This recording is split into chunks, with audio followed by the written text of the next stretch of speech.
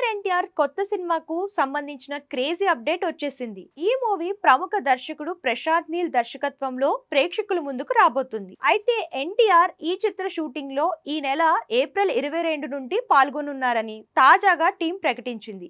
ఈ వార్త విన్న జూనియర్ ఎన్టీఆర్ ఫ్యాన్స్ ఎగిరి గంతులేస్తున్నారు. ఇక వచ్చే సంక్రాంతికి థియేటర్లలో గ్రాండ్ విడుదల కానుందని, మళ్ళీ ఇదే నెల 9వ తారీఖున ప్రేక్షకుల ముందుకు రానుందని అప్పుడే జనాలు సోషల్ మీడియాలో చర్చలు కొనసాగుతున్నాయి. ఇక తారక్ దేవరా చిత్రంతో బ్లాక్ బాస్టర్ హిట్ ఖాతాలో వేసుకున్న విషయం తెలిసిందే.